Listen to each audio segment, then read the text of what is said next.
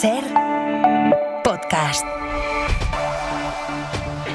La Comisión Europea ha relajado hoy el calendario que ella misma se había fijado para acabar con los coches que emiten CO2. Hasta ahora se había establecido que a partir de 2035 en Europa no podrían venderse coches nuevos que contaminaran, pero la presión del sector del automóvil, la presión de países como Alemania, como Francia, como Italia, la creciente competencia china, los aranceles de Trump, el peso cada vez mayor aquí en Europa de los partidos que dicen esto de la urgencia climática, la que tengo aquí colgada.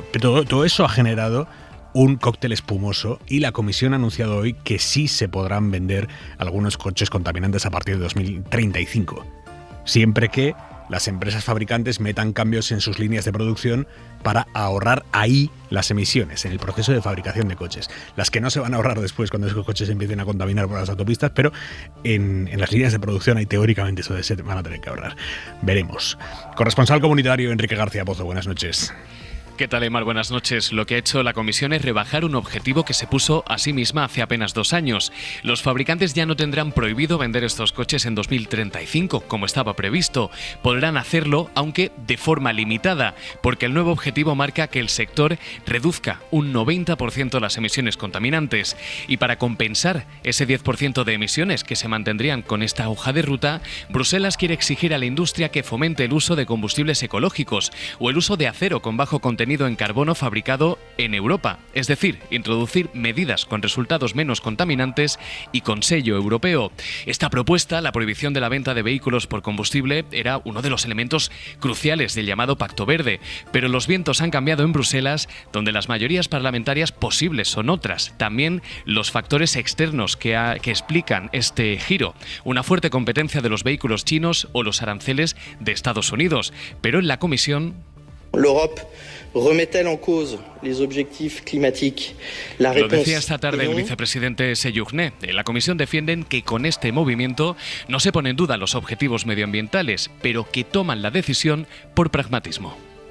Enrique, España había intentado evitar que pasara exactamente lo que ha pasado. O sea, España había presionado hasta el final para mantener la fecha de 2035 como tope, con no diluir los compromisos verdes, pero al final nada.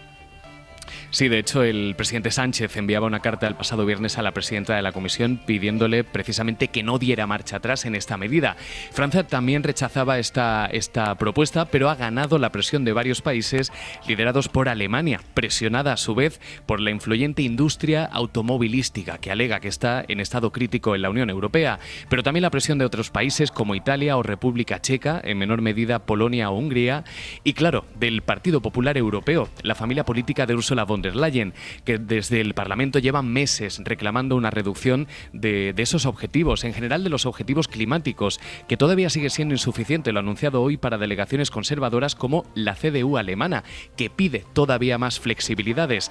En cualquier caso, recalcar, Aymar, que esto es una propuesta, tiene que ser ahora validada por los 27 y por el Parlamento, pero es verdad que la experiencia nos demuestra en esta legislatura que las iniciativas que llegan a la Eurocámara, al menos o fundamentalmente en materia verde, acaban siendo mucho más descafeinadas cuando se pone en marcha esa mayoría alternativa parlamentaria, la mayoría posible de la suma del Partido Popular y la extrema derecha. Enrique, hemos hablado de coches todo el rato, pero hay cambios también para las furgonetas, para los camiones. Hay muchos oyentes a esta hora que están especialmente interesados en lo que les afecta furgonetas y camiones. Y en este caso es más inminente porque afectan antes, en el año 2030, para alcanzar los objetivos de 2035. Lo que propone hoy la Comisión es revisar la reducción de emisiones de las furgonetas o camiones, pasando de una reducción inicial del 50% en el año 2030 al 40% ese año, en 2030. Además, esto lo detallarán también, los camiones dispondrán de márgenes adicionales de flexibilidad. Carlos Cue, buenas noches. Hola, buenas noches. Luz Rodríguez, ¿cómo estás? Muy bien, buenas noches. Y Mariano Alonso, muy buenas noches. ¿Qué tal, Aymar? Nos plegamos ya a la mesa del análisis. La ambición climática, Luz, sometida a un pragmatismo a veces inhibidor. Sí, la verdad es que la Unión Europea en este nuevo mandato está revisando buena parte de los objetivos que tuvo en el anterior mandato. Y aquí claramente ha ganado el lobby del automóvil. Los países que tienen un lobby del automóvil más interesante, pero claro, es un lobby muy poderoso. Tiene 13 millones de empleos en el ámbito de la Unión Europea. Es decir, que sus poderes son importantes. Pero además de este retroceso en la lucha contra el cambio climático, muchas de las personas que nos están escuchando también sabemos que estamos teniendo un retroceso muy importante importante en el tema de los derechos ante el avance de las tecnologías y de la inteligencia artificial. Antes éramos el exponente con el Reglamento General de Protección de Datos o la Ley de Inteligencia Artificial, y ahora con la Ley Ómnibus estamos también yendo hacia atrás. Es decir, la Unión Europea está claramente hacia atrás en la doble transición. Carlos. Sí, no, esto sirve también para demostrar cuando hay gente que dice, bueno, da igual, son todos iguales, ¿qué más da votar una cosa que otra? No, las votaciones tienen consecuencias, los cambios políticos tienen consecuencias. Hemos pasado en el corazón de Europa de un gobierno en Alemania, que era una coalición donde los verdes tenían una presencia fortísima y mucha influencia, a un gobierno en Alemania dominado por la CDU, que ha sido decisiva, y evidentemente Alemania es la gran industria del automóvil europea, está en Alemania, es la que más presiona y es el país más grande de Europa cuando Alemania toma un camino, y encima tiene la presidenta de la comisión, es alemana, en fin, pero cuando Alemania toma un camino sabemos que normalmente muchos le siguen y suele ganar las batallas. Pues es que al frente de Alemania hay un grupo de poder completamente diferente al que había hace 3 años. Y esto es una realidad, con lo cual España está mucho más sola, evidentemente. Sánchez está mucho más solo de lo que estaba hace 3 años, cuando el presidente, que era presidente con muchas dificultades, pero que tenía otras ideas, era Scholz, ¿no? La política importa. La política, que hay muchísima gente que nos escucha y que en las conversaciones, da igual, son todos exactamente iguales. ¿Qué más da que gane uno que otro? ¿Qué más da que venga ahora en la derecha, en la otra? ¿Qué más da que Vox entre al gobierno? Pues no, ¿qué más da? No, cambian muchísimas cosas que nos afectan todos los días. Si usted tiene hijos, tiene nietos y piensa que le preocupa lo que va a pasar con el planeta dentro de 50 años, pues que sepa que las decisiones que están tomando en Alemania, que van a tomar muy probablemente en Francia en cuanto se abran las urnas, que han tomado en Estados Unidos, porque es decisivo el peso que está tirando Estados Unidos de los demás, todas esas cosas que usted está viendo y que está escandalizado, dice, ¿y qué consecuencias tendrá? Bueno, pues tiene muchísimas. Una de ellas inmediata es esto: el poder en Europa está cambiando y se está yendo a la derecha. La consecuencia es evidente. Mariano. Yo creo, Carlos, que los socialdemócratas alemanes pintan algo. Sí, hace 2 años estaban en una posición completamente diferente, sí. Ya, digo, que se nos ha olvidado mencionarlo. Digo que ha cambiado el gobierno, es que gobernaban los socialdemócratas y ahora gobierna la CDU. Sí, bueno, pero los socialdemócratas están también. Es decir, es que, en fin, no pintemos una realidad que no es. Los socialdemócratas no son ajenos a esta situación. ¿Quién manda? Bueno, salgamos de bucle, vamos. Había otro gobierno con otros equilibrios. Había un gobierno con otro canciller, un canciller socialdemócrata que gobernaba con la CDU, y ahora es al revés. Pero la CDU no está en el gobierno, estaban los verdes. Esa es una diferencia muy importante. La CDU está en la oposición. Sí, ahora manda. Bien, bueno, pero en fin, el SPD está ahí. En cualquier caso, efectivamente la política importa y la realidad también importa. Ha citado Luz 13 millones de empleos. El empleo que genera el sector del automóvil no es ninguna broma. No es ninguna broma en Europa. Esta es una región en la que básicamente hacemos coches. La locomotora de Europa, Alemania, hace coches y los hacía muy baratos porque importaba gas muy barato, y eso se está acabando. Hay una competencia china. En fin, la realidad también importa. Y por cierto, ante todo, no se ha acabado con la transición ecológica ni nada. Se ha moderado. Se ha moderado un poco. Se ha aplicado, se ha extendido una moratoria. Tampoco vendamos el apocalipsis. Y otra cuestión más, Carlos, y bueno, todos. Esto de la transición al coche eléctrico así, sin más, no es tan fácil, sobre todo cuando se baja al detalle.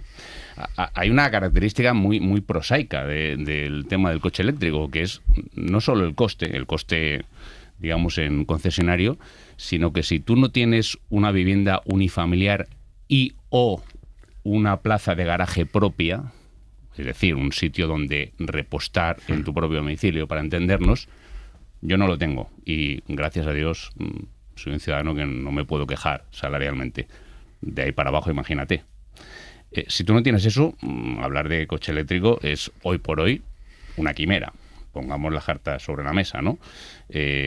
Hay determinadas políticas que se diseñan en los despachos y que, lo voy a decir, algunos tecnócratas verdes diseñan muy alegremente, pero luego sé que Veo que haces espabilos, Carlos, pero Es que hay Mariano, que bajarlo a la realidad. Este Pero tipo de, no, este discurso, la política unos señores tecnócratas que perdona. saben 100.000 veces más que tú, Mariano, Pero y además, y que yo sí, juntos. ¿Me permitís un momento? Y que a lo mejor Luz. ignoran Chicos, ignoran lo que acabo de explicar. Luz. Que si no tienes una plaza de garaje en tu Sí, casa, seguro que no puedes lo tener un ignoran, coche. seguro que Venga, no la Sí, miran. pero Luz. claro, frente a esa visión que efectivamente existe, y seguramente los camioneros y las personas que tienen furgonetas estarán más contentas porque podrán seguir emitiendo dióxido de carbono en la atmósfera. Frente a eso está un interés mucho más general, que es que o preservamos el planeta o cambiamos el modelo productivo o cambiamos lo que está sucediendo en este momento, y en el lugar de esas dosis de pragmatismo individualizado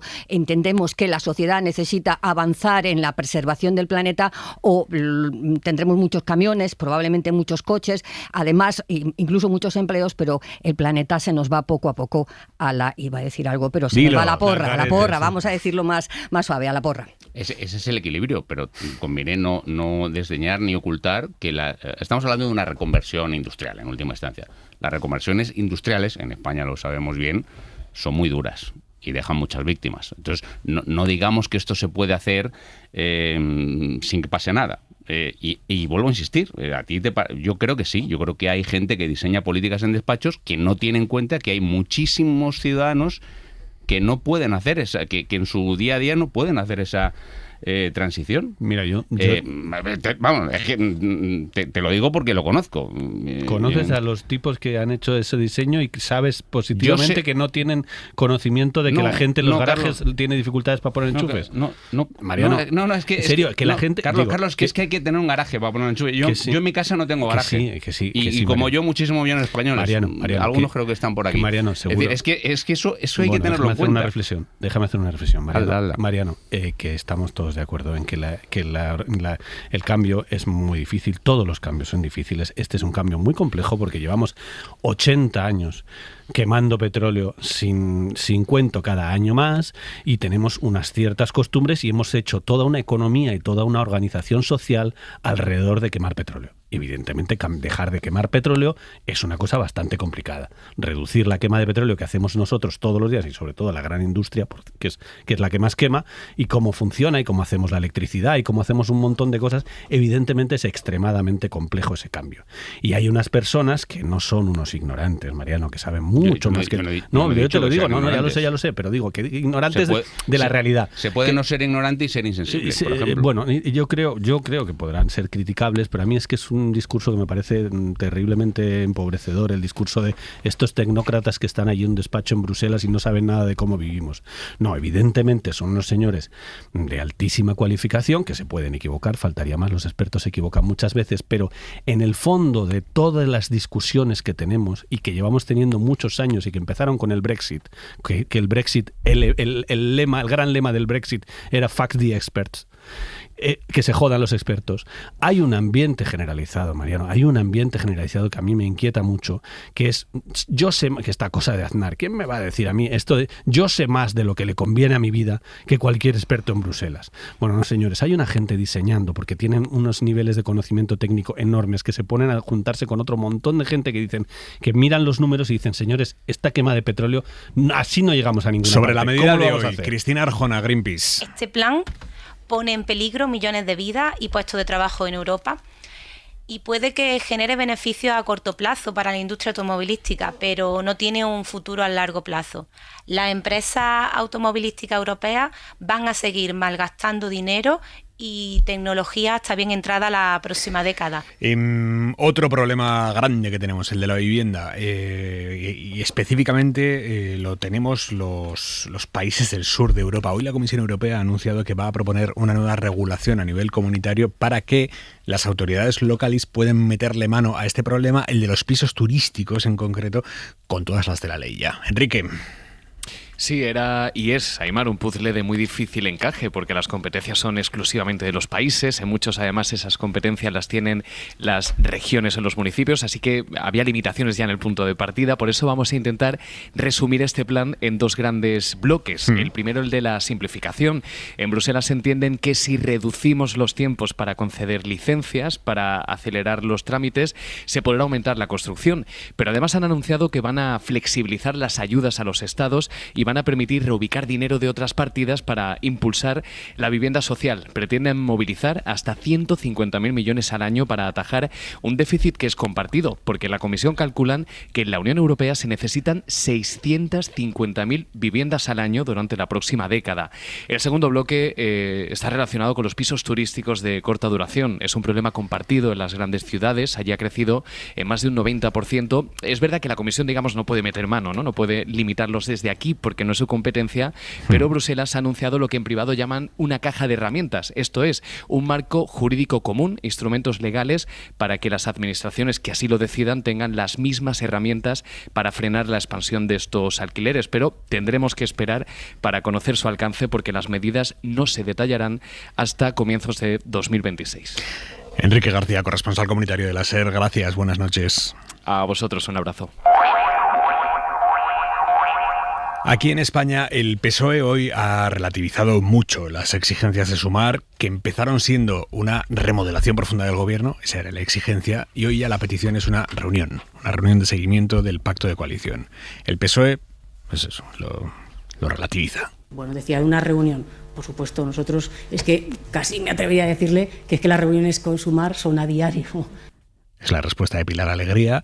También Félix Bolaños en los pasillos del Senado. ¿Entiende las críticas de Sumar? Que dice que faltan cambios, faltan... Todo mi respeto y todo mi cariño para Sumar y para la vicepresidenta del Gobierno, Yolanda Díaz. No tengo más que buenas palabras y buenos pensamientos. Y como casi siempre, termina siendo Óscar Puente el que termina diciendo lo que el resto del partido piensa, pero el resto del partido lo filtra por corrección, él no. No sé qué va a resolver que el gobierno de España se remodele en relación con esos casos. Ahora, insisto, si de lo que se trata es de ofrecer sacrificios en el altar, pues bueno, pues hagámoslo, ¿no? No sé si tampoco en la propuesta que hace la señora Díaz se incluyen los ministros de Sumar. No sé si también hay que remodelarlos a ellos. En fin, le encuentro muy poco sentido. Puente en Televisión Española. Ha tenido que ser curiosa hoy la escena. Antes del Consejo de Ministros se reúnen los ministros en un café previo, están ahí de pie los unos con los otros ahí charlando, desenfados. Ha tenido que ser curiosa ese momento de todos ahí preguntándose, los ministros socialistas, si Yolanda Díaz les iba a especificar o no qué ministros de los ahí presentes cree ella que tienen que salir del gobierno para que la legislatura retome impulso. En cualquier caso, lo que el viernes en la entrevista en La Sexta era esto. Es que así no se puede continuar. Lo que está pasando es muy grave. Esto dijo Díaz con Ferreras. El deterioro es mayúsculo. Es insoportable lo que estamos viviendo. Lo que el viernes era. Lo que hay es que tomar ya medidas inmediatas, severas. El gobierno tiene que ser reformulado de manera radical. Bueno, pues hoy se ha terminado diluyendo en pedir que se convoque una reunión de seguimiento del pacto de coalición. Sánchez les dejó muy claro que no iba a acometer esos cambios a gran escala en el gobierno que le exigía Yolanda Díaz, así que lo que le ha quedado a Sumar ha sido pedir la convocatoria de una reunión del pacto de coalición, que por cierto es lo que Izquierda Unida pedía desde hace 4 días. De hecho, varios partidos, Izquierda Unida entre ellos, varios miembros de Sumar no sabían el viernes que Yolanda Díaz iba a lanzar ese órdago de la remodelación del gobierno. Hoy lo ha reconocido Mónica García, líder de Más Madrid, en Mañaneros con Ruiz. Yo personalmente, me vas a disculpar, pero es que ayer estuve 7 horas reunida con los sindicatos y no conocía ese ultimátum. Y como Más Madrid, otros miembros de Sumar. En cualquier caso, ni unos ni otros se plantean salir del gobierno por mucha incomodidad que proyectan. Enrique Santiago. Tenemos claro, hay amplia coincidencia en que nuestra presencia en el gobierno tiene sentido para aprobar medidas que resuelvan los problemas de la gente, para hacer cosas, no para estar en situaciones de parálisis. Y también somos conscientes de que tenemos mucho que hacer en el año y medio que queda de legislatura. Y hoy las diferentes fuerzas que forman Sumar han emitido un comunicado conjunto en el que sí dicen que Pedro Sánchez perdió ayer en su comparecencia una oportunidad para rendir cuentas con claridad y dicen, esta situación no puede abordarse desde la inacción ni desde la continuidad sin cambios. Josué Coello. Y esos cambios, Aimar, solo pueden llegar ya por la vía legislativa dentro del Gobierno, que es la única ventana que ahora mismo le queda a Sumar. Porque descartada la remodelación, descartada la salida del Gobierno y descartado cualquier movimiento que implique un terremoto, aunque pequeño, en el Consejo de Ministros, Sumar lo fía todo a poner en marcha medidas contra la corrupción que quedaron guardadas en julio en un cajón y reactivar la agenda social con especial énfasis en la vivienda.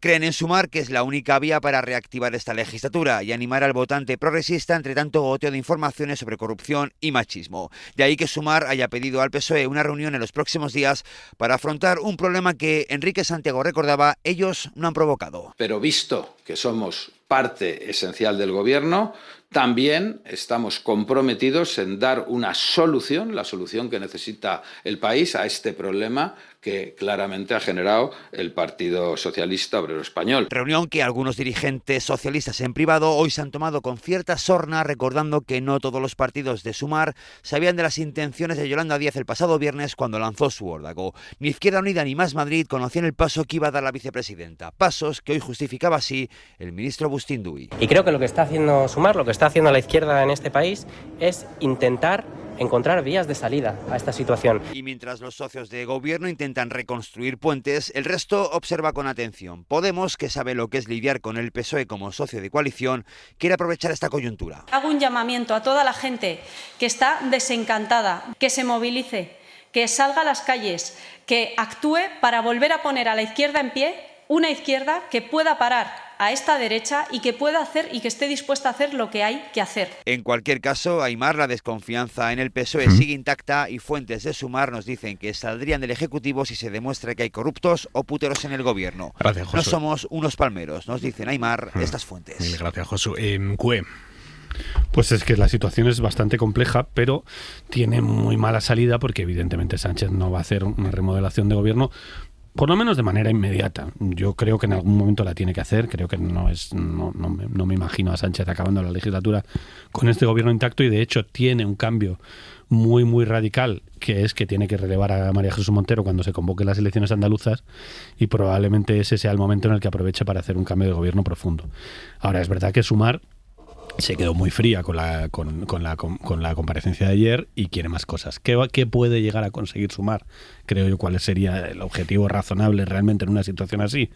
Pues puede intentar conseguir algún hito de gobierno, algún acuerdo de gobierno. Por ejemplo, tiene mucha discusión con el tema de los alquileres, que es muy complicado porque el PSOE no lo ve claro, que es el tema de que hay decenas de miles, el Sumar dice hasta 600.000 alquileres que se renuevan justo en los próximos meses, que estuvieron limitado su crecimiento en su momento, ha estado durante mucho tiempo limitado, en pandemia se limitó el crecimiento de los alquileres.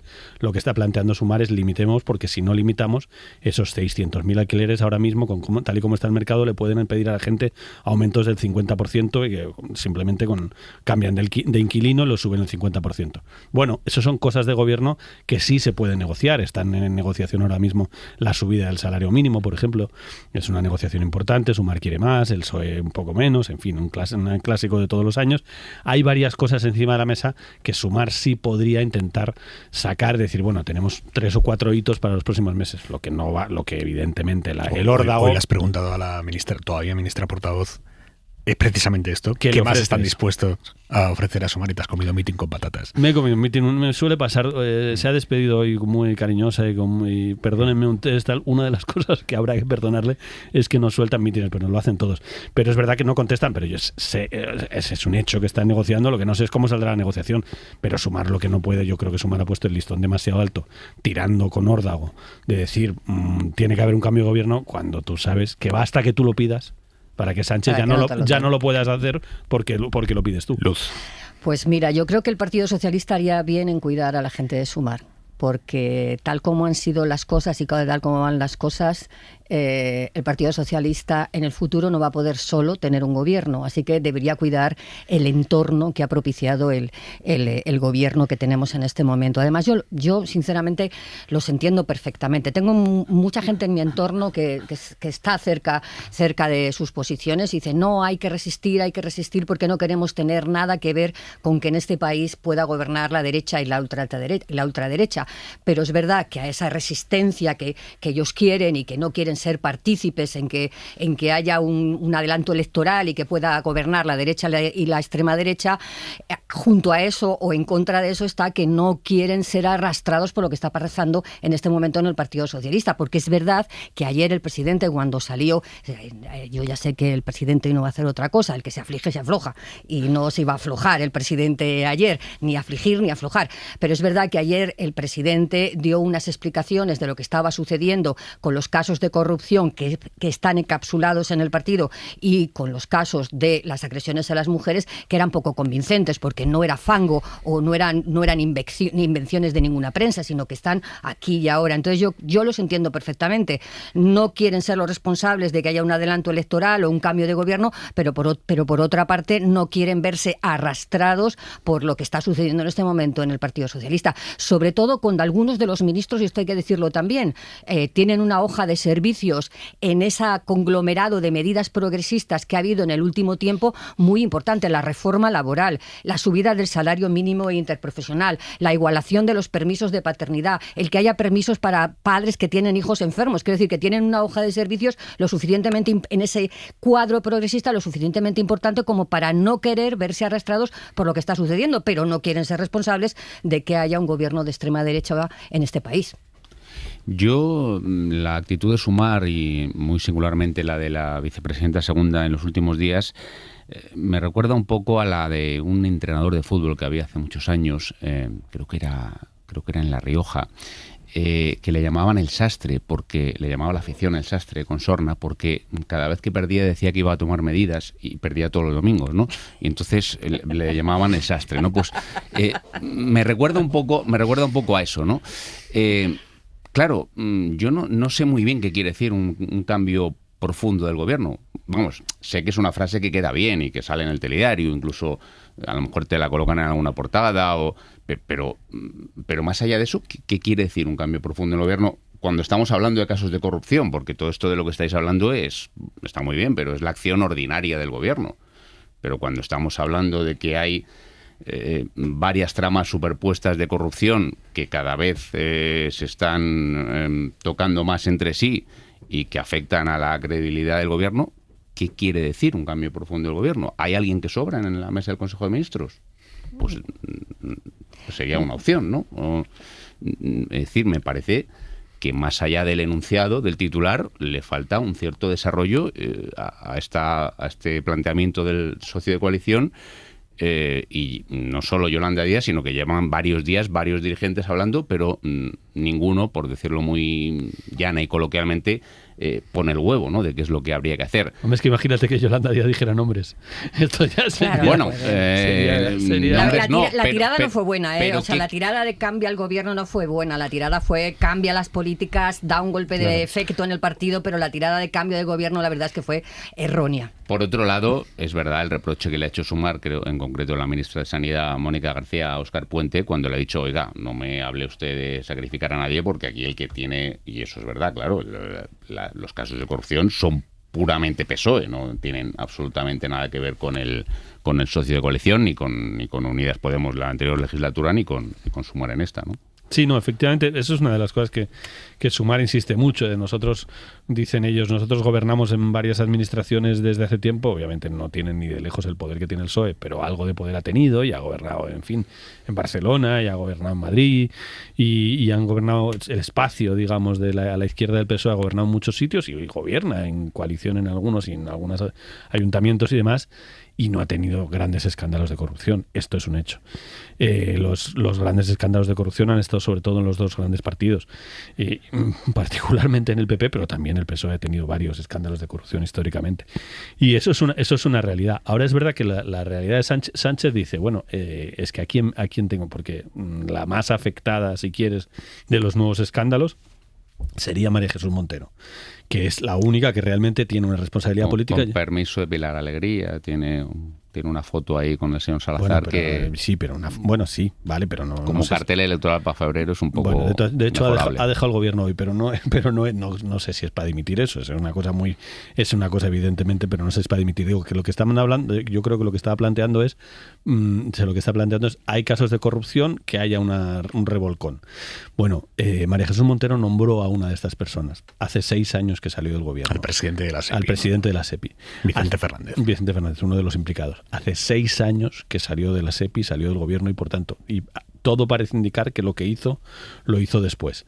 Pero en cualquier caso, ¿estamos diciendo que María Jesús Montero tiene que dimitir por ese caso? Bueno, es discutible, todo es discutible. Ahora, si tiene que dimitir María Jesús Montero por una cosa así, en fin, estamos hablando de un nivel en todas las presidencias autonómicas y demás, estamos hablando de un nivel de exigencia de dimisión que efectivamente va a caer muchísima gente. Yo no creo que Yolanda Díaz se estuviera refiriendo a eso.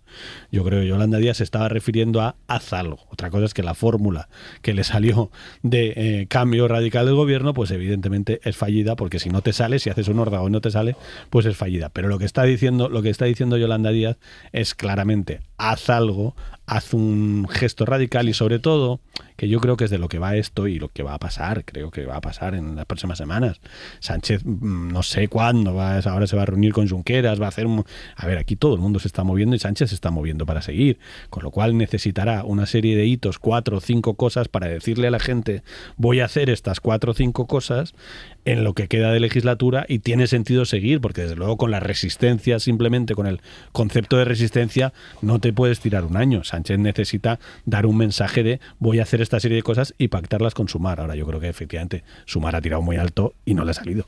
Sobre todo porque estaba encapsulado en el partido, es decir, los escándalos fundamentalmente, aparte de Ábalos, estaban encapsulados en el partido, pero claro, la vicepresidenta no puede salir diciendo haz un cambio radical en el partido, porque no le compete decirle al otro que a la otra parte, al otro partido que se cambie, entonces tira hacia el cambio de gobierno y yo también creo que fue un tiro erróneo, lo he dicho antes, y que lo que Sumar puede querer en este momento efectivamente es un golpe de efecto encima de la mesa, porque para intentar aguantar durante el primer trimestre parece que va a haber la sentencia del Tribunal Constitucional que va a aceptar ya que Puigdemont se pueda acoger a la amnistía. 2, en abril es posible que empiece el famoso juicio de la Kitchen. Ahí estoy segura que va a haber un momento de recuperación de aire del propio Partido Socialista. Si sale bien el tema de la amnistía, la relación con Junts va mejor, y si empieza la Kitchen, pues aquí el Partido Popular va a sentir en sus propias carnes lo que está pasando con la corrupción. Entonces yo creo que hay que dar un golpe de efecto para llegar hasta entonces. Y yo también creo que se confundió, o lo hizo mal, o no midió cuando dijo cambia el gobierno cuando ya no lo competía, pero sí que estaban pidiendo ante una impotencia de que no les lleve por delante, cambia un golpe de efecto y cambia las políticas. Bueno, de momento lo que va a cambiar Sánchez, casi por obligación, es la portavoz del gobierno, Pilar Alegría, que hoy ha dejado el Ejecutivo para irse a Aragón a ser la candidata del PSOE a las elecciones autonómicas del 8 de febrero. Que me voy con el corazón lleno, repleta de orgullo y sobre todo muy emocionada, porque siendo para mí importante cerrar esta etapa con, creo que, importantes logros, importantes hitos, me siento profundamente y especialmente emocionada porque vuelvo a mi casa, vuelvo a mis raíces y vuelvo a mi hogar. Bueno, vamos a ver. Con la información que tenéis, Cue Mariano, ¿quién va a ser la nueva portavoz del gobierno? No. Habla tú, Carlos. Mira, que a mí me da la risa. La demostración de que las quinielas con Sánchez son un desastre es que ha habido durante 48 horas gente que se ha dedicado a hacer quinielas diciendo que iba a ser Félix Bolaños, que iba a ser Óscar López, y lo decían con una absoluta seguridad y lo escribían con absoluta rotundidad, como si tuvieran información privilegiada de que iba a ser eso. Y de repente llega un tal Pedro Sánchez, que es el único que sabe realmente de esto, porque tiene un poder absoluto en este tipo de cuestiones, y llega Pedro Sánchez ayer en la Copa de Navidad y dice, pues va a ser una mujer. Y nos quedamos todos como diciendo, bueno, pues y las últimas 48 horas novedad, ¿no? de Félix Bolaños y de Óscar López, ¿dónde se han quedado? Entonces ahora, una vez que sabemos que es una mujer, pues todo el mundo a especular, y si quieres te digo todas las especulaciones que hay, pero a mí me parece que es poco productivo, porque realmente no... Al contrario de lo que pasaba en anteriores etapas, que es verdad que Aznar, siempre se dice el cuaderno azul, mandaba un montón y tal, pero yo creo que este es el presidente con más poder interno de la historia. Y de manera que no tiene contrapoderes, literalmente no tiene contrapoderes. Y por tanto es mucho más difícil hacer especulaciones internas, porque normalmente las especulaciones internas y el trabajo del periodismo históricamente surgía de que, como hay que consultar a un montón de gente y hay que hacer contrapoderes y hay que históricamente, ¿os acordáis? Tiene que haber uno o dos ministros de Cataluña y un ministro de este varón que es muy potente, el andaluz, va a poner a un ministro seguro, y el otro. Aznar también hacía esas cosas en su momento, tenía que hacer equilibrios territoriales. Sánchez no. Sánchez realmente su poder es total para tomar decisiones. De hecho, se equivoca con frecuencia en nombramientos y solo es atribuible a él. Cuando pasan estas crisis no hay ningún cortafuegos porque solo lo decide él. Con lo cual hay 3 o 4 nombres encima de la mesa de portavoz. La decisión importante es estratégica es si hace una portavoz que sea solo portavoz, que es una posibilidad importante. Que es ministra portavoz. Ministra portavoz de verdad, porque esta era ministra portavoz y de educación, poca broma. Y las anteriores ministras portavoz ha llegado a ser María Jesús Montero, ministra de Hacienda y portavoz. Otra ministra de Educación fue portavoz también. Si haces una ministra portavoz, que por cierto es el modelo bastante más frecuente en Europa, bastante habitual, y en la Comisión Europea, el portavoz es portavoz y nada más, pues es un trabajo en teoría a tiempo completo, que en España lo tenemos como a tiempo parcial. Es un portavoz los martes. Lo habitual, los portavoces en el resto de gobiernos son portavoces 7 días a la semana, están todo el día dando ruedas de prensa, todo el día yendo a medios, todo el día contando cosas porque hay polémicas todos los días. Y aquí no, aquí en realidad tenemos un portavoz de martes y luego tenemos otros portavoces de todo el resto de la semana, que son Bolaños, que son María Jesús Montero, que son los que van dando mención política. Si quieres un portavoz de verdad, pues es sin otra cartera. Pero Mariano, bueno, están dando vuelta. Me está acordando, ahora que hablaba Carlos, de una frase que dijo el presidente Sánchez acerca de lo que se publicaba y demás. Dijo algo muy significativo, fue como hace un año así o más. Dijo, leo cosas que ni siquiera he pensado, ¿no? ¿Sabes lo que decía Mariano Rajoy? Que esto me parece maravilloso. Alguna vez en los corrillos decía, no, y es que hay muchas cosas que para que no se filtren no las pienso. Eso está todavía casi mejor. Yo creo que, esa es una posibilidad interesante, la posibilidad de que haya una portavoz, solo portavoz, que solo sea portavoz y que se dedique a eso, que no es poca cosa. Yo creo que se ha devaluado un poco la figura de la portavoz del gobierno estos años, porque efectivamente, si tú tienes la cartera de educación, que no es menor, y la de deportes, como ha tenido hasta hoy Pilar Alegría, pues, en fin, casi la portavocía es un adherido a tu responsabilidad que casi te viene a incordiar, ¿no? Y el marrón de los martes. Sí. Es un marrón, efectivamente. Y además se puede dar incluso cierto conflicto de intereses dentro del gobierno, ¿no? Porque si al final la portavoz tiene una de las áreas del gobierno, pues puede privilegiarla con respecto a otras. Si el ministro en cuestión, sea de educación o sea, como antes Isabel Rodríguez, que era de política territorial, tiene algún litigio dentro del Consejo de Ministros con otro ministro, pues también, en fin, puede dar lugar a malos entendidos, y me parece que una figura, digamos, que fuera independiente de todas las carteras, que es un modelo también muy americano, que sé, Carlos, que a ti te en Europa también, y en la Comisión Europea. Yo creo que sería un avance en digamos, en la modernización del gobierno. Luz. Sí, sobre todo porque yo lo veo desde el otro lado, porque ¿qué recordamos de Pilar Alegría como ministra de Educación? Y ha hecho cosas interesantes. Yo que sé, ha cambiado la PAU, ha hecho una nueva ley de formación profesional muy importante, que le ha hecho muy grande a la formación profesional. Pero ¿qué recuerda la población? Las becas, la cantidad, y también la cantidad de recursos que se han destinado a las becas. Pero cuando hablamos de Pilar Alegría, no hablamos ni de las becas, ni de la PAU, ni de la formación profesional, ni de las reformas que ha habido en los elementos educativos. Hablábamos de la portavoz todos los martes. Entonces, yo creo que efectivamente la separación entre una cartera, la de educación en este caso, si es que va a estar cubierta por una persona, y otra, la ministra portavoz, es importante, no solamente por lo que decís, que efectivamente hay una persona que es la voz del gobierno y que está en todas las partes cada vez que hay conflictos, sino porque además no opaca la parte de su gobierno que le corresponde como ministra. Y yo creo que se han hecho muchas cosas en educación, se han hecho cosas importantes, pero Pilar Alegría será recordada como la portavoz del gobierno. Dicho esto, es perfectamente posible que Sánchez repita su esquema y nombre, porque además hoy, por ejemplo, le han preguntado a Diana Morán, que es una de las que sonaba, ella se ha escaqueado, pero de alguna manera Sánchez es verdad que hasta ahora se ha borrado. Se ha borrado, sí, un poquito. Pero que es verdad que Sánchez... Y es verdad que ella tiene suficiente, quiere decir. Ella ser tiene ministra cosas. y ser secretaria general. Ella tiene muchas cosas, pero una federación como la valenciana. Pero es verdad que hasta ahora Sánchez ha seguido un modelo muy electoralista. Ha seguido un modelo de poner esta portavoz que era candidata, quiero decir que para proyectar una persona muy conocida, porque una de las cosas que tienen, uno de los grandes dramas que tiene el PSOE y la izquierda española en general, es el drama territorial.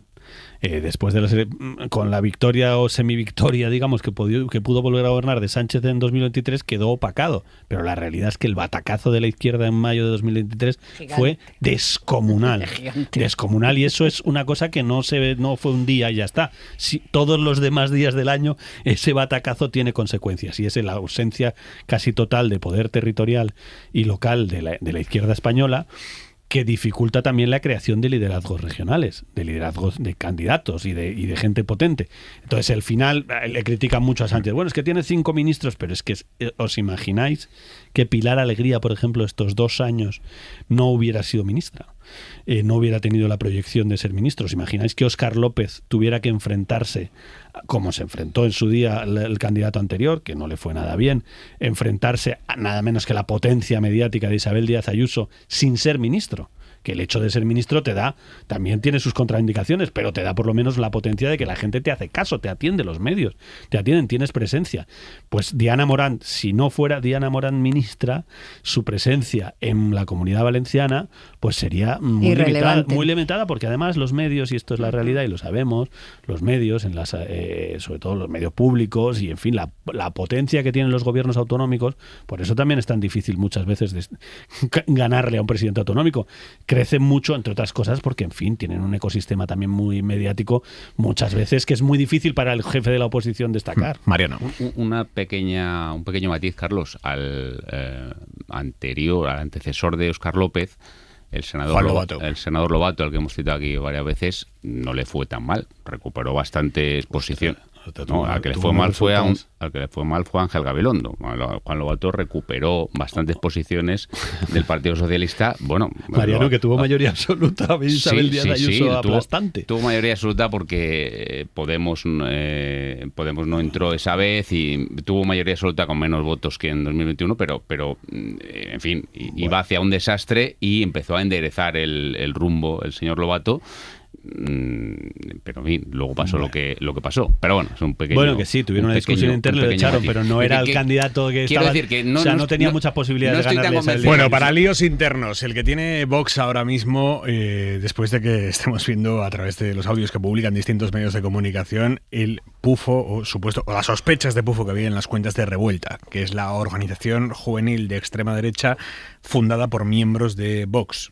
En una reunión, Buxadé les dice a los dirigentes de Revuelta: hay un engaño, el dinero ese no se está destinando a la Dana, eso sí que os debería preocupar.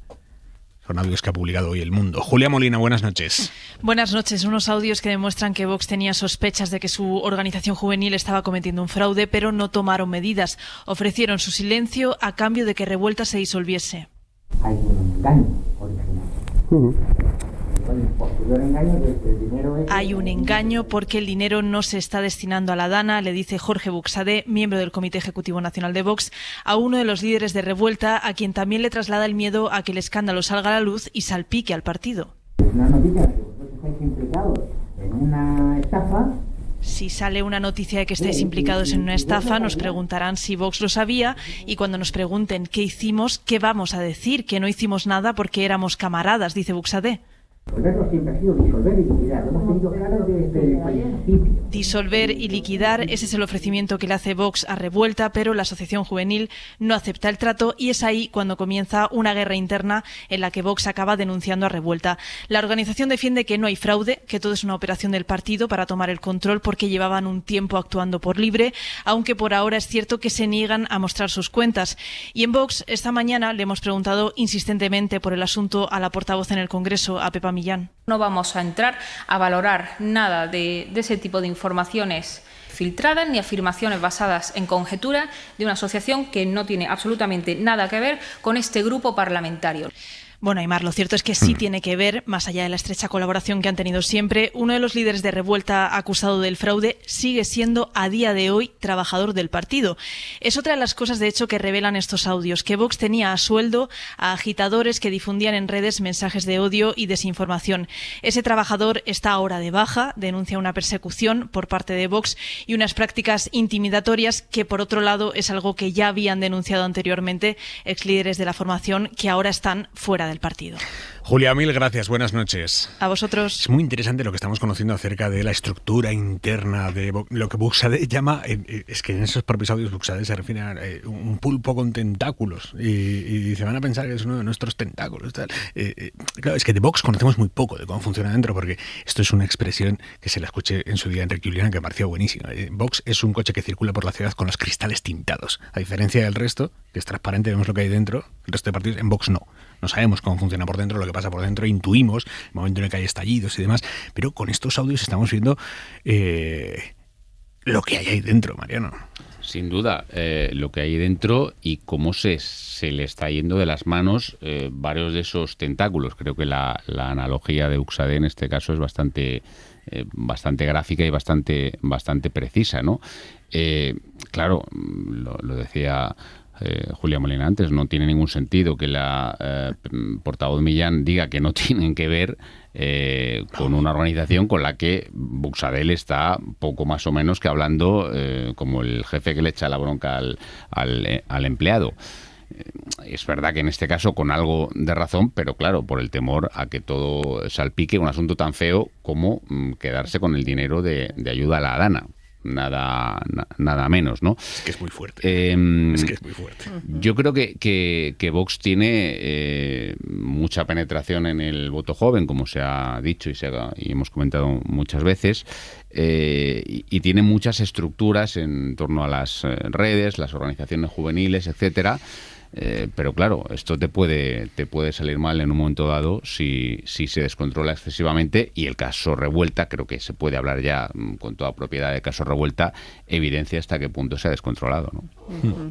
Sí, la verdad es que me parece súper interesante, que como decía Aimar, conozcamos por dentro Vox, porque es como una caja, como esa de los algoritmos que hablábamos tú y yo alguna vez, que es como una caja oscura, que nadie sabe lo que entra y se sabe lo que sale, pero por el medio no se sabe nada. Es verdad que a veces hay el Tribunal de Cuentas alguna vez ha dicho algo de las cuentas de Vox, pero no sabemos nada. Algún despechado que sale también, sí, cada vez que alguien saca un poco la cabeza y se la quitan, sale diciendo alguna cosa de cómo se estructura el poder dentro de Vox, esa centralización absoluta que está el poder dentro de Vox, pero sabemos muy poco, es una especie de caja oscura.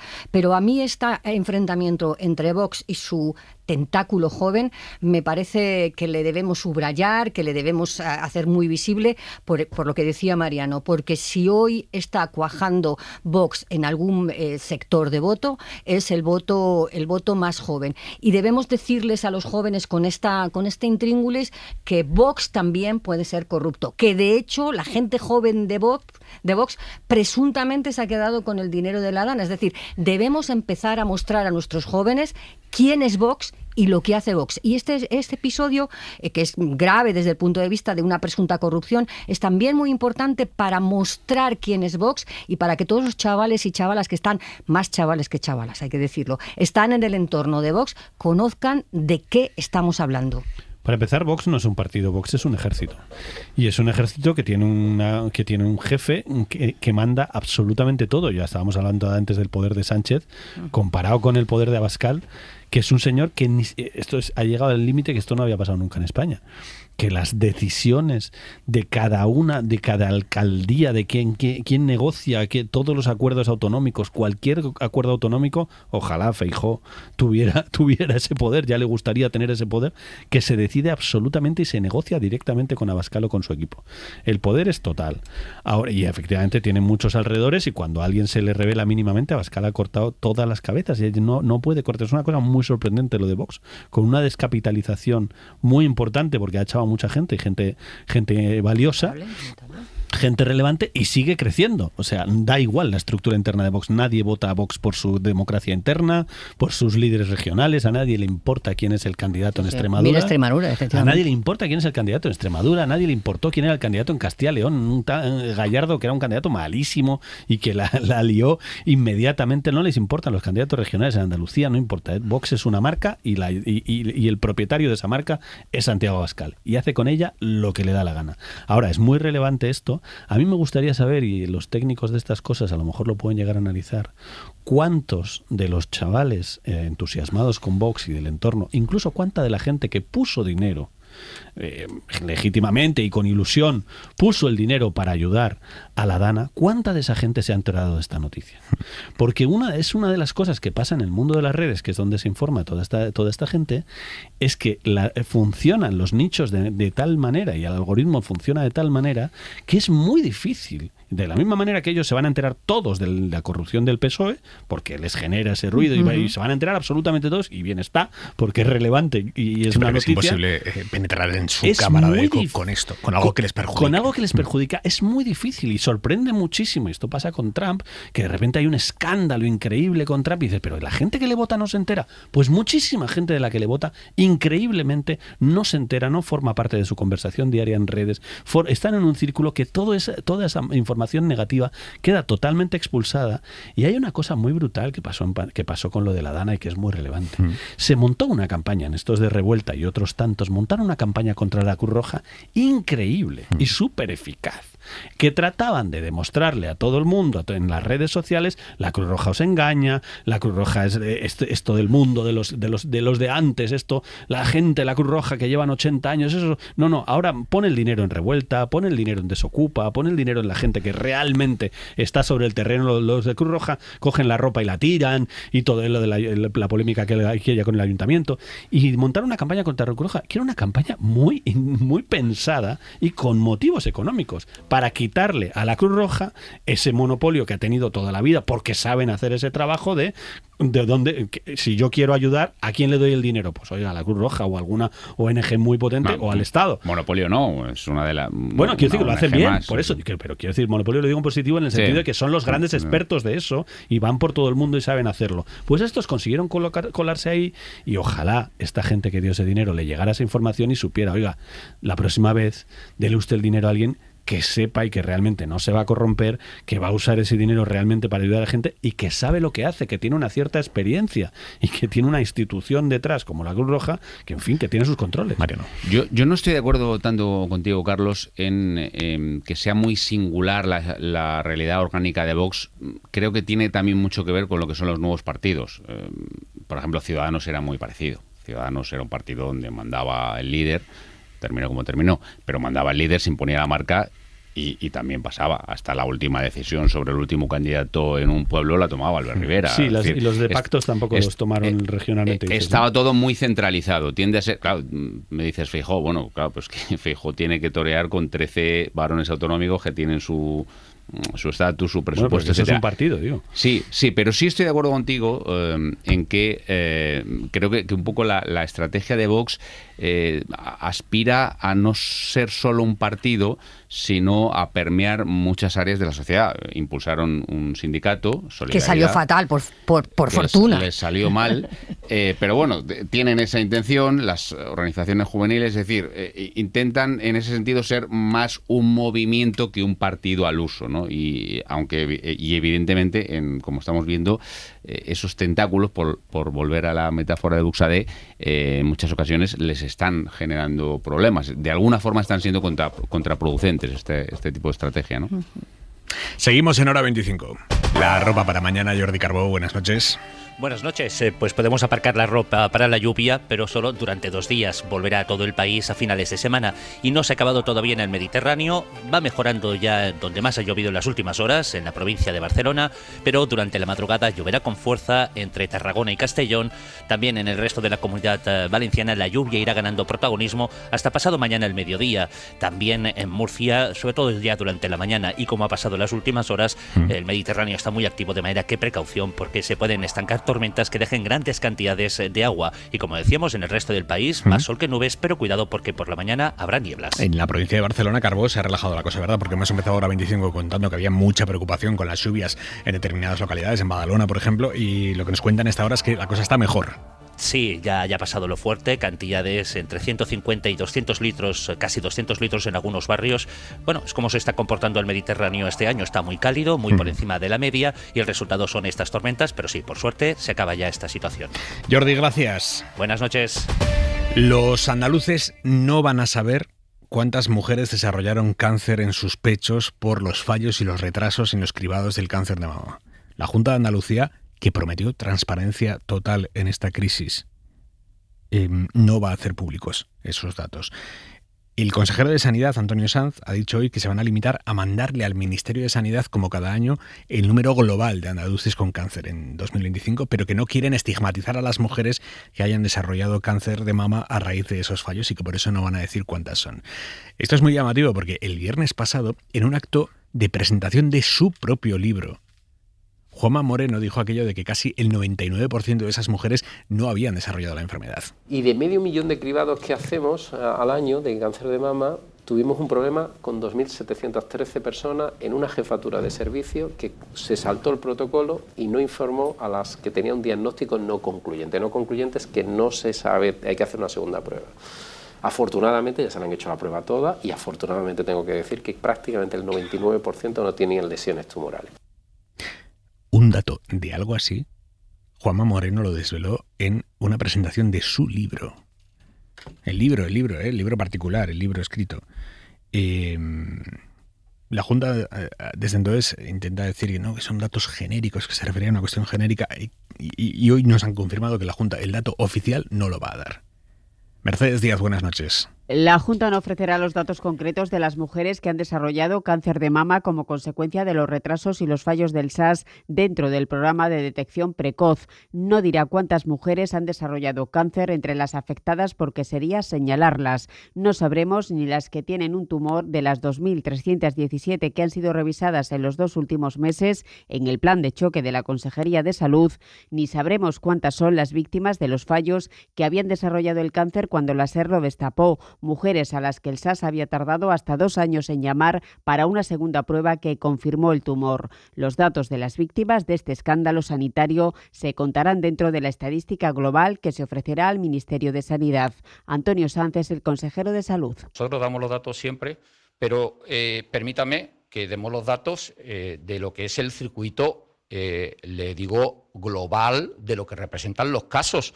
No vayamos a buscar la estigmatización de nadie. Es decir, esto no se trata de estar clasificada en una categoría porque en un momento determinado, no, faltaban pruebas, había retrasos, eso ya sí se ha abordado. El consejero insiste en que seguir hablando del problema puede traducirse en que muchas desconfíen del sistema y no acudan a las citas del programa de detección precoz del cáncer de mama. Sí, lo que va a hacer que la gente desconfíe es que sigamos hablando del sistema. Sí, es exactamente lo que va a hacer que la gente desconfíe. Luz.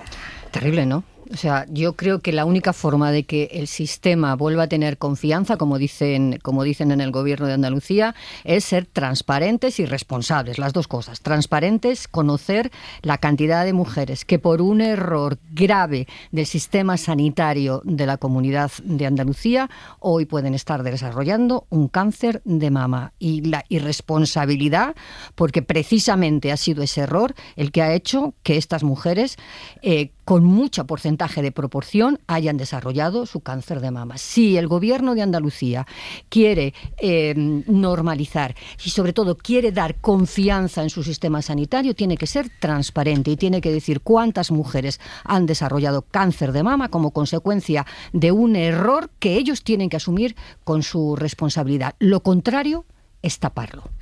¿De verdad van a esperar a que se lo pida un juez? Que es la única manera en este país al que hemos llegado la locura, como ha pasado, hemos visto en la Comunidad Valenciana con la Dana. ¿De verdad hace falta que lo pida un juez? Que pida un juez las cosas concretas de datos, que no es una cosa, pero no pasa solo en la Junta de Andalucía, es una cosa ya muy tradicional, instalada en muchos gobiernos en España, que creen que son propietarios de los datos, que creen que los datos son de los gobiernos.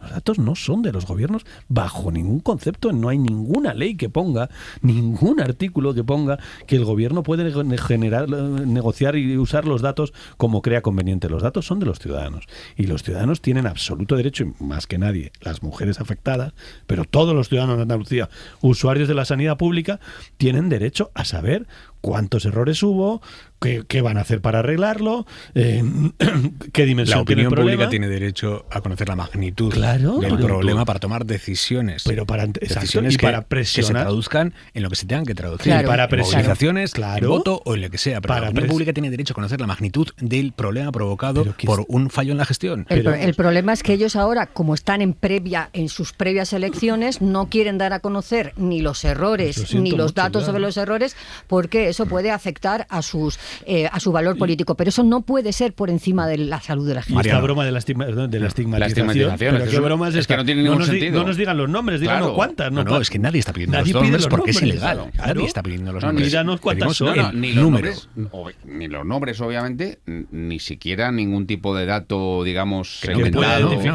¿Cuántas son? La cantidad. Exacto. Y de hecho, el propio presidente Moreno estaba dando una cantidad, estaba dando una cifra cuando, en fin, parecía que era positiva. No tiene mucho sentido. O sea, ese cambio. En fin, hablábamos de elecciones autonómicas. Quedan 5 días para las de Extremadura. Hoy Feijóo ha oficializado cierta rebaja de las expectativas del PP, partiendo de que son buenísimas las expectativas del PP en Extremadura. O sea, que ahora mismo no hay nadie que dude que muy probablemente María Guardiola ganará y ganará bien las elecciones autonómicas en Extremadura. Pero hoy Feijóo ha admitido que la mayoría absoluta que es muy complicada. Y que la aspiración real, o la que se marcan públicamente por lo menos, porque después todo es una cuestión de gestión de las expectativas, la expectativa real es que María Guardiola consiga más votos que toda la izquierda junta, para que así Vox no tenga que votar a favor de la investidura, sino que baste con una abstención. Feijóo ha empezado con los llamamientos a la extrema derecha para que no bloqueen la gobernabilidad.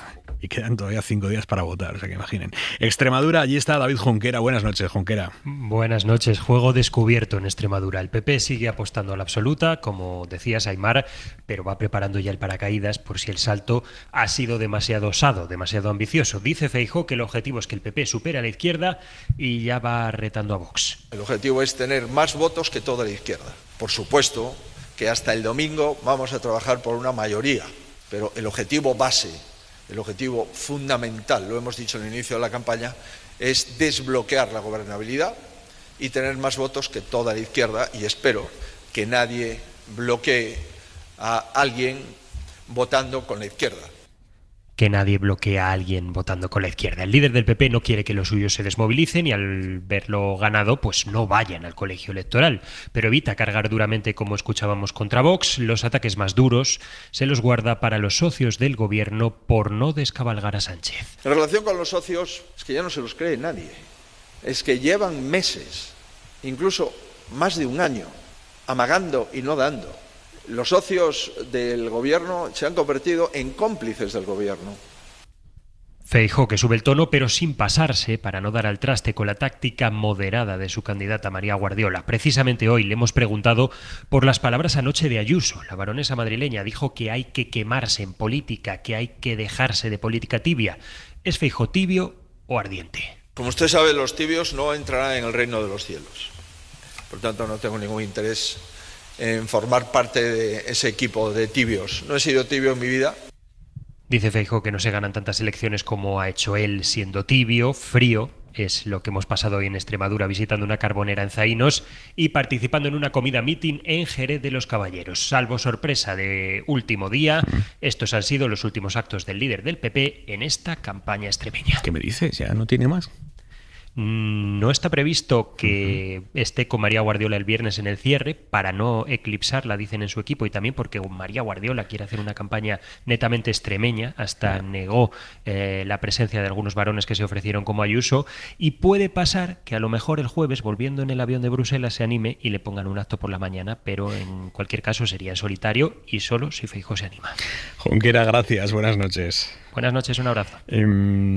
Mariano. En esto, Guardiola es una digna discípula de Alberto Núñez Feijóo, que cuando hacía campañas en Galicia ponía el símbolo del Partido Popular tan pequeño que era imperceptible, salvo con una lupa, y que además decía muy claro quién tenía que ir y quién no tenía que ir. Normalmente quién no tenía que ir, que era lo más importante. Creo que es un estilo muy, muy parecido, ¿no? Primar el territorio por encima de las siglas, el liderazgo en el territorio por encima de las siglas, y saber tratar de no nacionalizar la campaña cuando no conviene, y en este caso Guardiola creo que no le conviene. Por lo demás, esto que nos ha contado Junquera, yo creo que Feijóo de alguna forma está por un lado preparando el terreno y por otro lado ensayando su propio discurso de cara a unas elecciones generales, porque es un poco lo que el escenario soñado para él, el poder decirle a Vox el día de mañana absténgase, facilite, etcétera, pero no forme parte del gobierno. Entonces hay un cierto wishful thinking, yo creo, en su planteamiento sobre la realidad concreta de Extremadura. Sí, esto ya lo hemos vivido, ¿eh? Esto lo hemos vivido muchas veces. Yo supongo que no volveremos a caer en la trampa una vez más de pensar que en el fondo el PP va a gobernar sin Vox, Vox no va a tener ninguna influencia. Vamos a ver, es que esto yo creo que ya España se va acostumbrando a los gobiernos en minoría, se va acostumbrando a los acuerdos, y el precio lo pone el partido pequeño. Por muchas vueltas que el partido grande le quiera dar, porque ya esto lo vivimos con Sánchez, acordaos cuando Pablo Iglesias dijo pues o hay coalición o no hay gobierno, y Sánchez dijo pues a repetición electoral, y al día siguiente de repetición electoral llamó, oye Pablo Iglesias, vamos a hacer la coalición, porque la verdad es que el resultado al final ha salido un poquito peor incluso que el anterior. Bueno, podemos repetir el truco todas las veces, a no ser que le salga mayoría absoluta, evidentemente. Si le sale mayoría absoluta, se acabó. Pero si no le sale mayoría absoluta con un Vox crecido, que probablemente va a crecer en votos y escaños, evidentemente Vox pedirá lo que quiera, como ha pedido en Valencia. Y el PSOE quedará muy debilitado, la izquierda quedará muy debilitada, y esa es la jugada del PP. El PP no está jugando a otra cosa más que a debilitar a la izquierda y hacer 4 elecciones seguidas para demostrar que viene el cambio de ciclo, que la izquierda está muy débil. Pero en su relación con Vox, las cosas siguen donde estaban y puede perfectamente estar un poco peor, porque Vox está crecido, viene de un acuerdo en Valencia en el que el PP ha hecho lo que ha querido Vox. O sea, yo me recuerdo de estar ahí en los pasillos del Congreso con Abascal ese día, leyendo exactamente punto por punto lo que había dicho.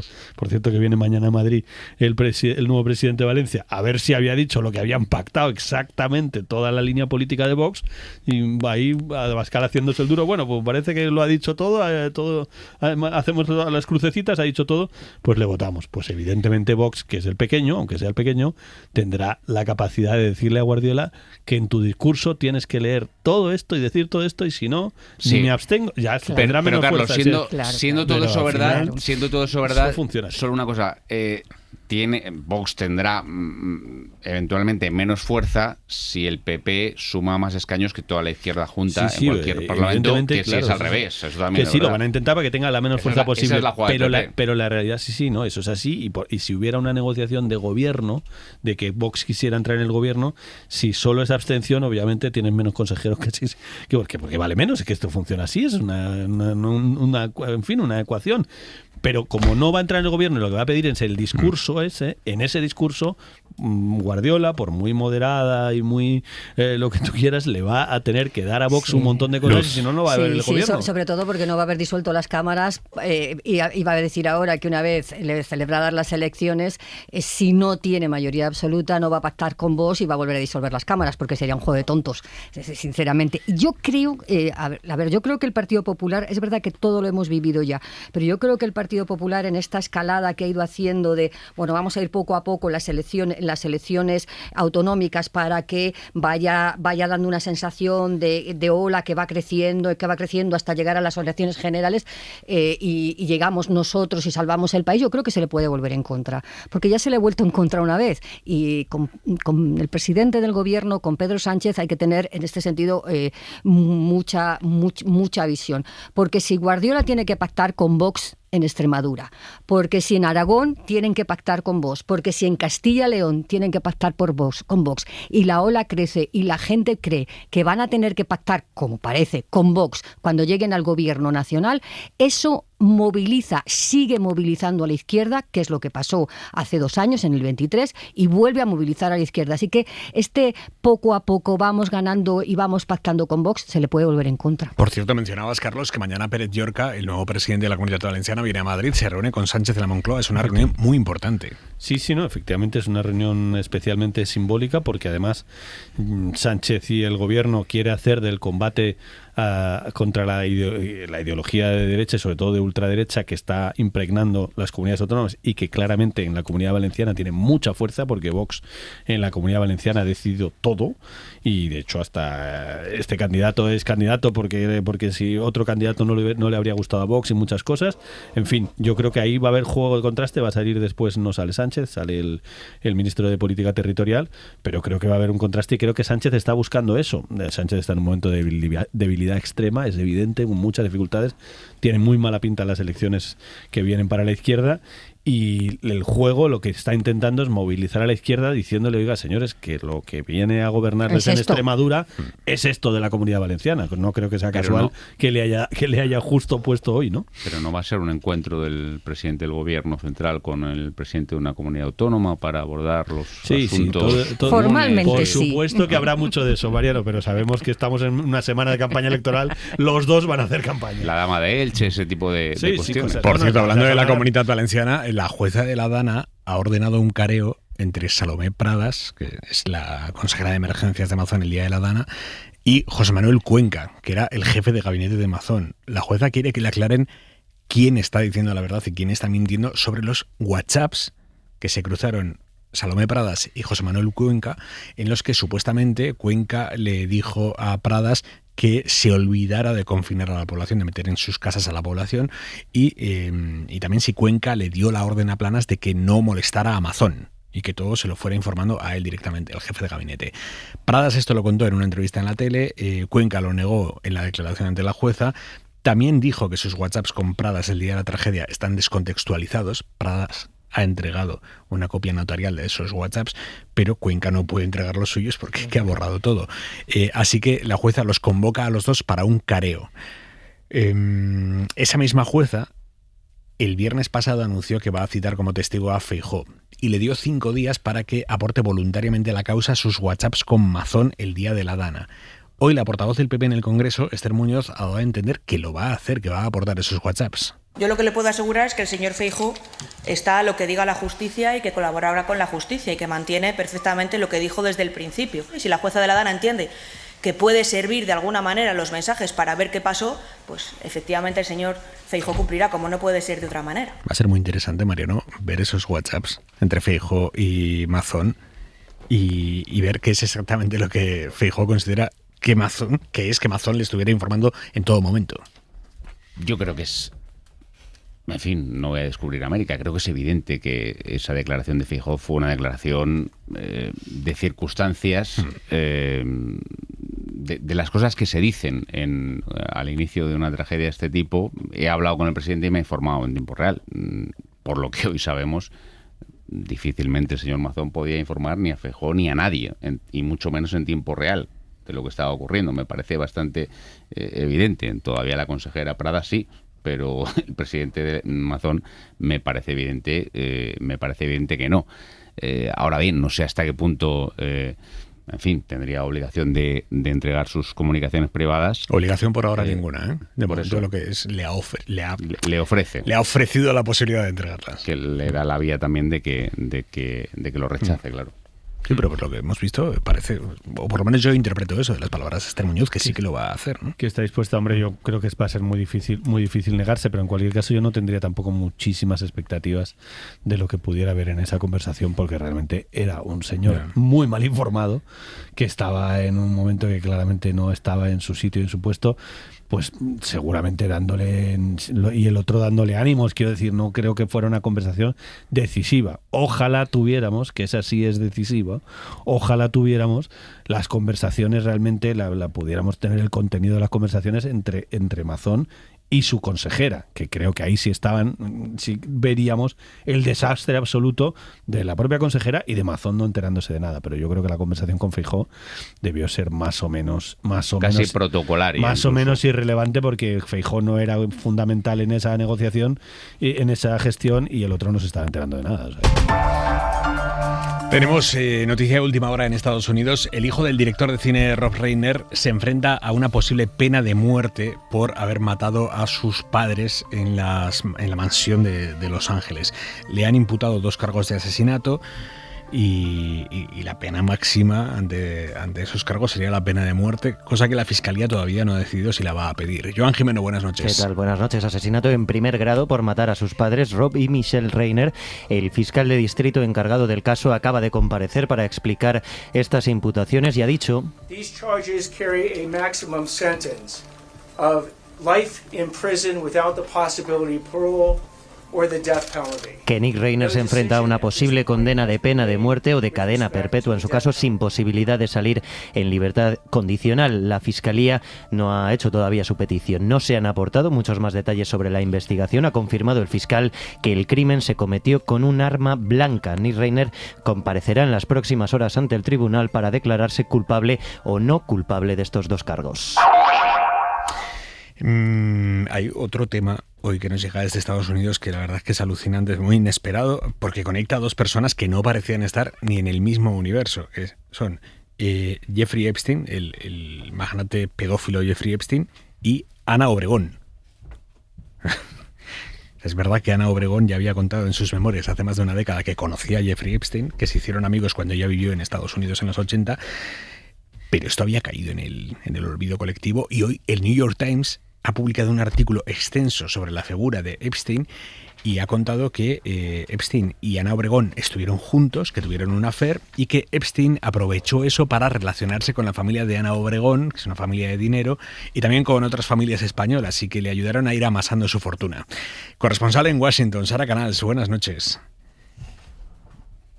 Sara, ¿estás por ahí? Sí, buenas noches. Sí, aquí estoy. Sí, es un artículo de investigación, Aymar, titulado Estafas, engaños y fraudes despiadados, la historia no contada de cómo Epstein se hizo rico. Y aquí, básicamente, el periódico explica que a principios de los 80 el pedófilo ayudó a los padres de Obregón y a otras familias españolas adineradas a recuperar dinero que habían perdido a raíz del colapso de una sociedad de valores estadounidense. Unos millones que resultaron estar finalmente en la sucursal de un banco canadiense en las Islas Caimán, y que Epstein encontró después de más de un año de rastreo. El magnate fue recompensado por ello, y tras esta operación, sumada a anteriores estafas, fue la que le convirtió en millonario a sus 31 años. El artículo no se centra en... El artículo no se centra en la relación entre ambos. Se define a Obregón como una joven actriz de la alta sociedad española que les presentó un amigo en común en el 82, y cuentan que tuvieron un romance, pero que ella, y aquí hacen referencia a sus memorias, solo quiso ser su amiga. La historia alucinante del día. Esta no te esperabas, esto, Esta no me la esperaba para nada. Sí, no te la esperaba. Me ha atragantado y todo. Sara, gracias. Buenas noches. A vosotros. Bueno, claro, Ana Obregón, que tiene que decir esto. Ana Obregón ha estado hoy en Antena 3. Ella colabora con el programa de Son Soles Onega, ya ha estado allí. Dice que ella no tuvo una relación amorosa con Epstein, que él lo intentó, pero que ella le frenó los pies. Empezó un poco, que si la mano, que si tal. Y yo ahí le dije: Jeffrey, mira, no me preguntes por qué, pero contigo no va a haber nada. Porque yo creo que las mujeres tenemos como un sexto sentido. Y aunque en ese momento yo no sé si estaba haciendo todo ese comportamiento repugnante que ha hecho después, yo no sé si lo hacía o no lo hacía, porque yo no lo he visto. He vivido en su casa mejor vio que 2 semanas. No podía O igual, como decía, tenía yo 21 años y era mayor, no sé. Manuel Javois, buenas noches. ¿Qué tal, Aymar? ¿Cómo estás? Buenas noches. Ana Obregón desmintiendo al New York Times. Sí, bueno... Lo que no esperabas escuchar hoy. No, la verdad es que este crossover no lo esperaba, pero fíjate, me parece fascinante algo de esta historia, y es que ella ya hubiese contado en su momento que había tenido un contacto o una relación amistosa de cualquier naturaleza, la naturaleza que sea, con Epstein, y que hubiese caído en el olvido colectivo. Coño, pero porque por entonces no sabíamos quién era. Estamos hablando de la única persona del mundo, Jeffrey Epstein, que te salpica si saludó a tu primo tercero en 1985. Pero resulta que Ana Obregón, nuestra famosa entre famosas, contó en su momento que lo conoció y todos juntos hicimos un enorme esfuerzo colectivo, un esfuerzo de país, un esfuerzo patriótico por olvidarlo. Porque aquí esto no se toca. Hasta aquí hemos llegado. Es cierto que para borrar eso también ella contribuyó en su momento haciéndose madre de su nieta. Eso lo quieras, no ayuda bastante. Lo cual también demuestra unos enormes superpoderes respecto a cambiar el gigantesco foco de la opinión pública. Hablamos, caray, es que yo crecí. Mis veranos se inauguraban cuando Ana Obregón posaba en la orilla, en una playa, y hasta que ella no posaba, mi madre no me dejaba bajar a la playa. Aquí no ha empezado todavía el verano. Es decir, la temporada de playa. Es que esta mujer, a las nuevas generaciones hay que ponerla en perspectiva. Menos mal. Tú imagínate que esos posados tuviesen lugar sin ella saber lo que se cocía ahí dentro en la isla Epstein, lo que hubiera sido de este país. Empezar el verano con esos posados en otro lugar que no fuese el mar Mediterráneo. Jabois, gracias, buenas noches. Buenas noches. Punto y 25. Joaquín Estefanía. La gran herencia. Casi siempre es difícil observar la pobreza de los pobres extremos y la riqueza de los ricos extremos. La primera, por dignidad. La última, para no ser objeto de indignación. El Banco Global de origen suizo, UBS, ha publicado el estado de los superricos del mundo. El informe se titula llamativamente Ambiciones billonarias y aborda, entre otras cuestiones, las transferencias de riqueza entre generaciones. Por ejemplo, en España, trabajando casi un mes completo todos los españoles, apenas lograrían producir lo que poseen las 32 personas más ricas del país, cerca de 200.000 millones de euros, apenas lo que cuestan todas las pensiones. Estas diferencias aumentarán cuando desaparezcan los boomers y algunos de sus descendientes hereden y otros no. A eso se le denomina la gran herencia. Los milmillonarios españoles no se caracterizan precisamente por ser seres hechos a sí mismos. Un 66% ha heredado sus fortunas. Casi al tiempo que conocíamos estas tendencias, Suiza celebraba un referéndum con el objeto de crear un impuesto federal para todas las herencias mayores a los 50 millones de euros. El fondo serviría para la lucha contra el cambio climático. La propuesta fue rechazada. En el país helvético, las 300 fortunas más ricas suman un patrimonio de 900.000 millones de euros. En un 80% fue heredado. Al final, siempre acabamos hablando de impuestos. Punto y 25. Antes de irnos, mañana cita importante. Santos Cerdán en el Senado. En la comisión de investigación del caso Koldo, es la comisión cajón desastre en el que el PP sigue metiendo ahí de todo. Va a ser muy relevante escuchar lo que no tenga que decir, casi seguro, Santos Cerdán, acogiéndose a que está involucrado en una causa judicial. Lo que pasa es que yo me temo que hará la estatua, que no hablará, que se acogerá a su derecho a... Salomé Pradas también empezó el otro día diciendo que no iba a decir nada y al final... Sí, lo que pasa es que es distinto. Yo creo Cerdán no creo que llore, ¿no? Yo no creo que le hayan aconsejado a Cerdán decir absolutamente nada, pero evidentemente la sola presencia pues será una de las imágenes del día de mañana, ¿no? Sí, no, efectivamente tiene toda la pinta de que se va a acoger a su derecho a no declarar, pero bueno, esas son comparecencias largas en las que te provocan mucho. ¿Tú crees que puede entrar en alguna de las provocaciones? Bueno, casi todos los que han ido allí decidiendo que ni palabra, decían pocas palabras, pero desde el punto de vista televisivo tiene su efecto y bueno, vamos a ver el momento. Pero yo creo que no dirá nada, porque perjudica su defensa. En este momento todo lo que diga perjudica su defensa, así que lo más inteligente para él sería no decir absolutamente nada porque está encausado, no decir nada. Hay de todas formas que sería lo más inteligente. Pero puede ser un presunto corrupto, pero no ha demostrado que sea demasiado tonto. No. Yo casi me contradigo a mí mismo. Sí es verdad que Cerdán a mí me da la impresión de que es un personaje un poco embebido de su propia leyenda. Creo que él está convencido de que es una víctima del lawfare y que es una víctima. Y ese momento psicológico sí le puede llevar a lo mejor a caer en alguna provocación de algún senador y al menos decir algo. No lo sé, no tengo ni idea. Bueno, lo contaremos aquí en la SER y lo analizaremos por la noche en Hora 25. Mariano Alonso, Luz Rodríguez, Carlos Cué, mil gracias, amigos. Gracias. Buenas noches. Para no perderte ningún episodio, síguenos en la aplicación o la web de la SER, Podium Podcast o tu plataforma de audio favorita.